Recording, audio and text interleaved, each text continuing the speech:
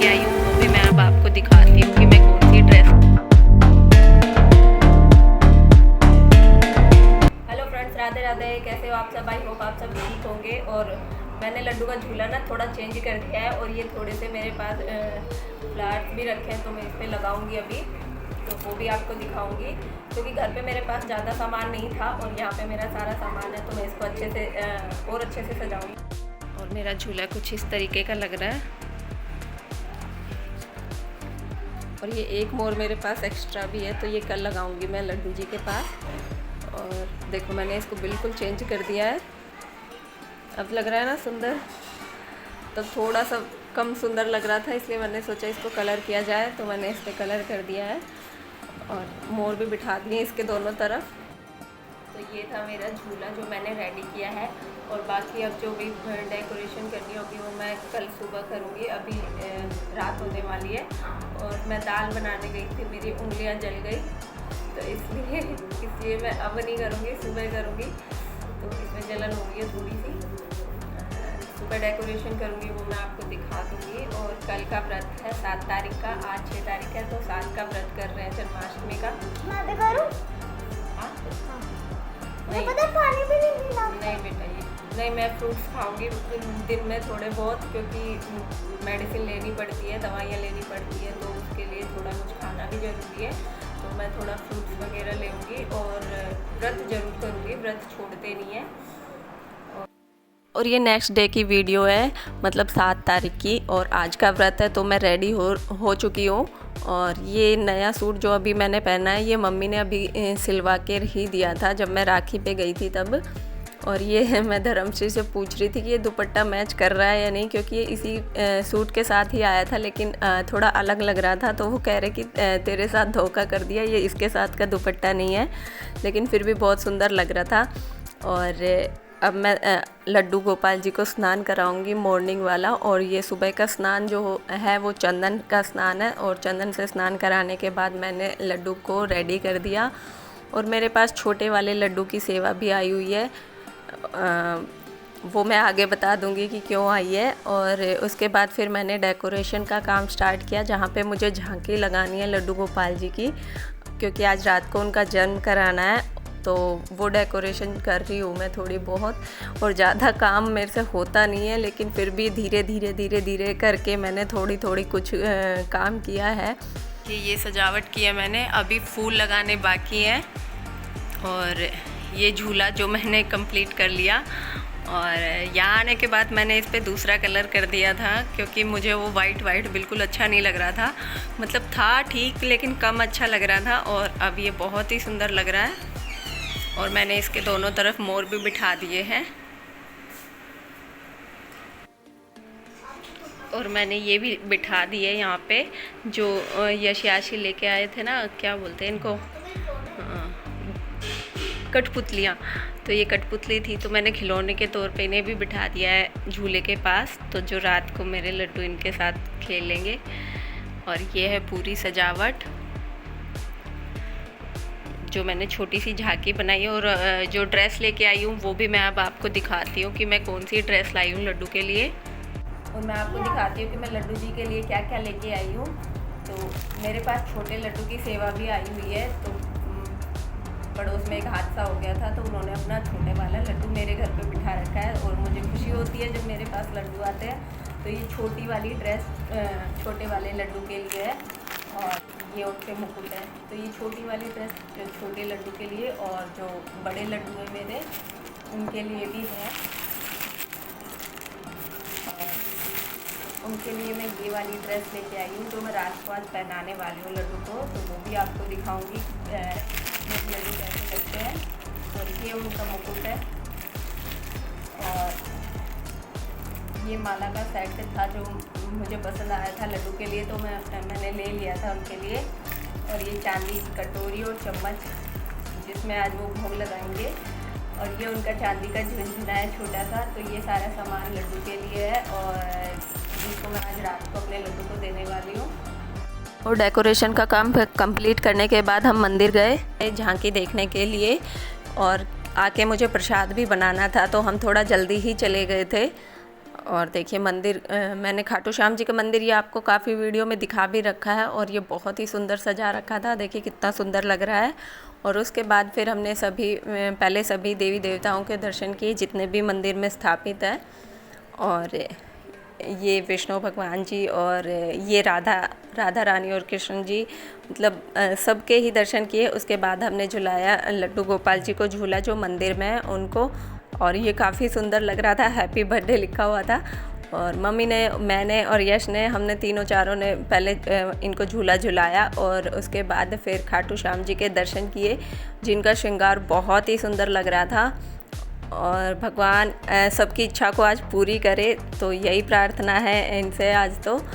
और ये था राधा कृष्णा का मंदिर जो हमारे घर के पास में ही है, और इनकी सजावट भी काफ़ी सुंदर लग रही थी। देखिए कितनी सुंदर झांकी लगा रखी है इन्होंने भी, और भोलेनाथ की देखना कितना सुंदर लग रहा है ये सब कुछ। और उसके बाद आने के बाद फिर मैंने प्रसाद की तैयारी करी, और ये ड्राई फ्रूट्स हैं कुछ, और एक नारियल, मतलब सूखा हुआ नारियल जो मैंने कद्दूकस कर लिया। उसके बाद मैंने कढ़ाई में लिया घी, और पहले इन सबको अच्छे से भून लेंगे। और ये घी करीबन 2 चम्मच है, तो सबसे पहले मैं इनमें भूनूंगी बादाम। और बादाम को भूनने के लिए मैंने गैस को बिल्कुल धीमा कर लिया है ताकि ये अच्छे से भुन जाए। और देखो अब ये इनका कलर थोड़ा सा चेंज हो गया, और अब मैं इनको निकाल लूँगी अलग से। और उसके बाद फिर मुझे भूनने हैं काजू, तो मैंने काजू भी भून लिए, और इनका भी थोड़ा सा कलर चेंज हो जाए तो इनको निकाल लेना है। और उसके बाद मखाने, उसी घी में, जितना घी इसमें था उसी में मैंने इनको भी भून लिया। और उसके बाद फिर जब मखाने भून गए उसके बाद उसी घी में मैंने डाल दिया सूखा हुआ नारियल जो मैंने कद्दूकस करके रख रखा था। तो ये डालने के बाद इसको भी हल्का सा भूनना है 2 से 3 मिनट, इसका भी थोड़ा कलर चेंज हो जाएगा। और ये इसको ना मेवा पाक भी बोलते हैं। और किशमिश मैंने डाली नहीं क्योंकि कोई भी किशमिश नहीं खाता, बच्चे सूखी खा लेते हैं लेकिन वैसे नहीं खाते, तो बस मैंने कुछ ही ड्राई फ्रूट्स लिए हैं इसके लिए। और ये बहुत ही टेस्टी भी बना था। और ये देखिए ये भी भुन चुका है। और अब मैंने इसी कढ़ाई में थोड़ा सा धनिया भी भून लिया है, 1 चम्मच घी और डाल दिया था मैंने धनिया भूनने के लिए। और जितने भी अब ये ड्राई फ्रूट्स हैं इनको हल्का दरदरा होने के लिए पीसना है, तो मैंने मिक्सी जार में इनको डाल दिया। और तीनों चीज़ें एक साथ ही डाल ली मैंने, क्योंकि तीनों एक साथ ही पिस जाएंगे। थोड़ा सा दरदरा रखना है इनको, ज़्यादा बारीक नहीं करना। और उसके बाद अब मैंने बनाई चाशनी, तो इसके लिए मैंने 1 कटोरी चीनी ली है और आधा कटोरी पानी। तो जितनी चीनी होती है उससे हाफ़ पानी लेना होता है इसके लिए। और अब ये चाशनी सिर्फ 1 तार की बनानी है। देखिए ये 1 तार बन चुका है और ये मेरी चाशनी बहुत अच्छी बनी है। और उसके बाद मैंने इसमें डाल दिया गोला और सारे ड्राई फ्रूट्स मिक्स कर दिए, और बहुत टेस्टी और बहुत ही अच्छा बन रहा है ये।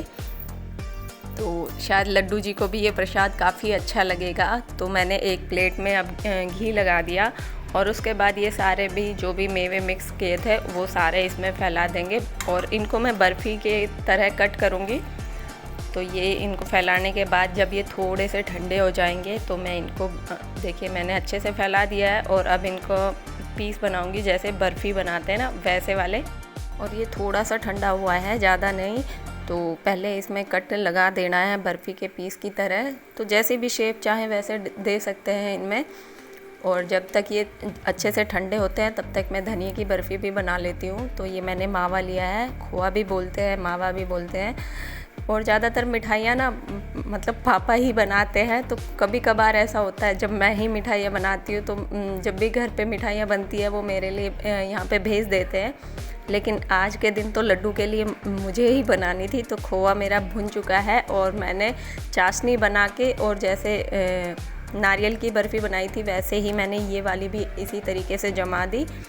और अब ये बहुत अच्छे से ठंडी हो चुकी है, तो मैं इसके पहले पीस कट कर लूँगी। और धनिए की बर्फ़ी अभी ठंडी नहीं हुई है तो उनके पीस मैं बाद में करूँगी। और देखिए ये कितनी अच्छी बन के रेडी हुई है। और मतलब सब ने खा के बाद में ये भी कहा कि ये बहुत ही टेस्टी बनी है, तो तू बनाती रहा कर ऐसी चीज़ें। तो और ये धनिए की बर्फ़ी भी ठंडी हो गई और इसके भी फिर मैंने पीस कर लिए। और ये सब बनाते बनाते ना टाइम भी हो गया था चाँद निकलने का और लड्डू के जन्म कराने का, वरना तो नींद आने लगती है। और ऐसे में देखे कितने अच्छे से प्रसाद बनाते बनाते टाइम निकल गया, पता भी नहीं चला टाइम का। और अब मैंने सारा सामान लड्डू के पास लाके रख दिया है और मैंने अपने लड्डू जी को कपड़े के नीचे बिठा रखा है। और मेरे लड्डू 4 नंबर के हैं, तो इतने बड़े लड्डू खीरे में नहीं आएंगे। और ये पंचामृत उनको स्नान कराने का रख दिया है और भोग लगाने का मैंने अलग से बना लिया। तो अभी पहले मैं उनको पंचामृत से स्नान कराऊंगी। 12 बजते ही मैंने उनको स्नान करा दिया था। और अब पहले मैं दिखा देती हूँ आपको पंचामृत से कैसे स्नान कराया मैंने। और ये फर्स्ट टाइम था जब मैं लड्डू जी की सेवा कर रही हूँ, बिल्कुल लल्ला के रूप में। और क्योंकि ये पिछली जन्माष्टमी को ही मेरे घर पे आए थे, मतलब 31 अगस्त को मेरे पास आए थे। भाई लेने गया था जन्माष्टमी को, तो जन्माष्टमी के दिन तो वो लेके आया था, लेकिन कुछ दिन बाद मैं मम्मी के घर से यहाँ पे लेके आई थी इनको, तो 31 अगस्त था। तो 31 अगस्त को मैंने इनका फर्स्ट बर्थडे भी मनाया है। और आज के दिन तो इनका परमानेंट बर्थडे है ही, तो मैंने जन्माष्टमी पे भी इनका बर्थडे सेलिब्रेट ही किया है। और अब मैंने इनको वस्त्र पहनाकर झूला झुलाया और देखिए ये कितने सुंदर लग रहे हैं। और मतलब ये सब करने के बाद फिर इनको भोग लगाना था, तो मैंने पंचामृत से और सभी मिठाइयों से इनको भोग भी लगाया। और मतलब पंजीरी हमारे यहाँ से पास में ही मंदिर है, तो हर साल वहीं से आती है। तो व्रत मैं तभी खोलती हूँ जब वहाँ से आ जाती है, तो वहाँ से मंगवा ली थी मैंने पंजीरी और पंचामृत भी। और जो लड्डू का पंचामृत था वो भी मैंने उसी में मिक्स कर लिया था। तो इन दोनों से ही मैंने व्रत खोला अपना। और हमारे यहाँ पे चांद नहीं दिखाई देता हमारी छत से, तो मुझे गली में जाना पड़ता है चांद देखने के लिए। तो मैं वहीं पे गई थी अपना व्रत खोलने के लिए, चांद को अर्घ देने के लिए, सॉरी। और वहाँ पे मैंने वीडियो नहीं बनाई थी, सिर्फ फ़ोटो क्लिक किया था। तो ये थी आज की वीडियो। अगर आप सभी को मेरी वीडियो पसंद आए तो प्लीज़ लाइक करना, शेयर करना एंड कमेंट करना। और कोई कमी रह गई हो तो प्लीज़ मुझे बता देना कमेंट करके। और नेक्स्ट वीडियो तक के लिए बाय बाय।